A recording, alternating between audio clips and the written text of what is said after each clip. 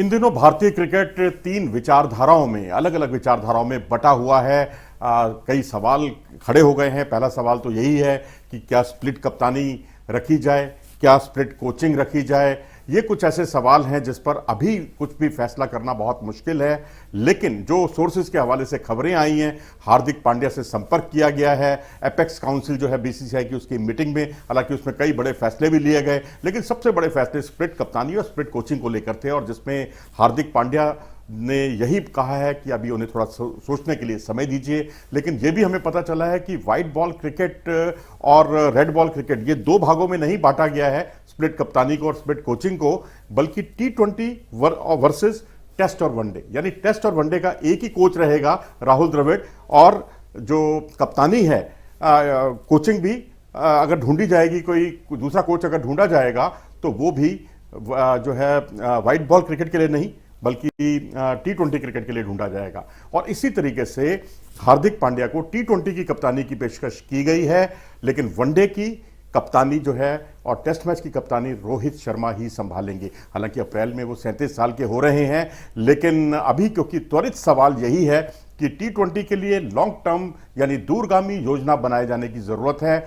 और क्योंकि अब अगले से अगले वर्ष यानी 2024 में होगा T20 का वर्ल्ड कप, तो उसके लिए अपनी टीम को तैयार करने में काफी मददगार साबित हो सकते हैं हार्दिक पांड्या। और हार्दिक पांड्या यूं भी अगर देखा जाए तो उन्होंने थॉट प्रोसेस जो है ये उन्होंने बता दिया है बीसीसीआई ने कि उनके थॉट प्रोसेस में हार्दिक पांड्या हैं, और उनको कुछ समय मांगा गया है। गुजरात टाइटंस, आपको याद होगा, आईपीएल में 2022 की चैंपियन बनी थी, हार्दिक पांड्या उसके कप्तान थे, और उन्होंने बहुत ही शानदार सूझबूझ का परिचय दिया था, ना सिर्फ कप्तानी में बल्कि बल्ले और गेंद से भी उनकी सूझबूझ बहुत कारगर साबित हुई थी। 487 रन जो है 15 मैचों में उन्होंने बनाए, और उनका जो औसत था 44.27 का रहा, और उसके अलावा उन्होंने 8 विकेट भी चटकाए हैं। 4 हाफ सेंचुरी हैं उनके नाम, 4 हाफ सेंचुरी हैं और 8 विकेट चटकाए हैं। और जब कभी बॉलिंग करने का मामला आता था, मोर्चे पर फ्रंट पर आकर वो ओपनिंग नई गेंद से गेंदबाजी किया करते थे, तो उनकी यही सूझबूझ बहुत कारगर साबित हुई, और जिससे गुजरात टाइटंस चैंपियन बनने में कामयाब रहा। और उसका अंदेशा वैसे पहले से ही लग गया था, ये कोई बहुत अप्रत्याशित नहीं है उनको कप्तानी के लिए एक पेशकश करना, क्योंकि साउथ अफ्रीका के खिलाफ जो होम सीरीज हुई थी उसमें उन्हें उप कप्तानी सौंपी गई थी भारतीय टीम की जून 2022 में, यानी इसी वर्ष T20 क्रिकेट में।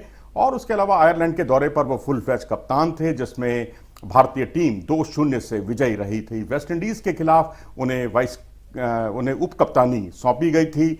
और उसके अलावा न्यूजीलैंड के खिलाफ, क्योंकि जब रोहित शर्मा, विराट कोहली उपलब्ध नहीं थे, तो उन्हें कप्तानी की बागडोर संभाली गई और दी गई।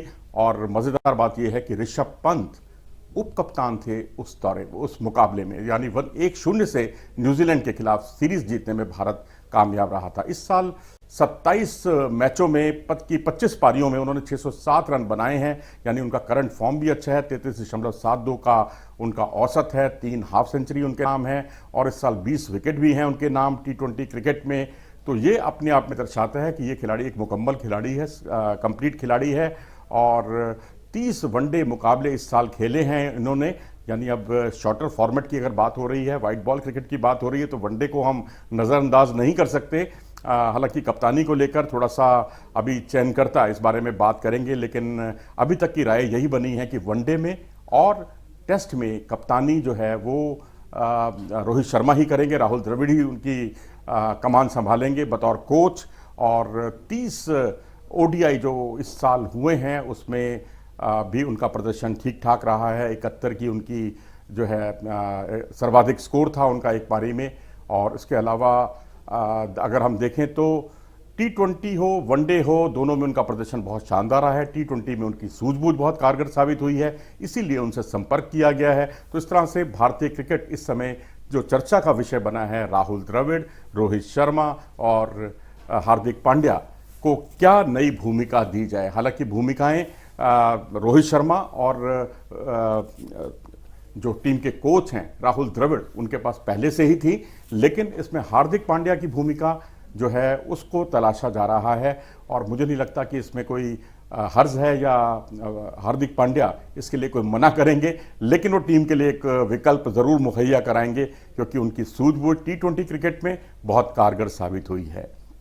तो उम्मीद कीजिए कि अगले से अगले वर्ष जो T20 वर्ल्ड कप होगा उसमें हार्दिक पांड्या T20 क्रिकेट में वर्ल्ड कप में भारतीय टीम की कप्तानी करते हुए दिखाई देंगे, और उससे पहले उन्हें जितने भी T20 मुकाबले होंगे उसमें उन्हें कप्तानी की बागडोर सौंपी जाएगी।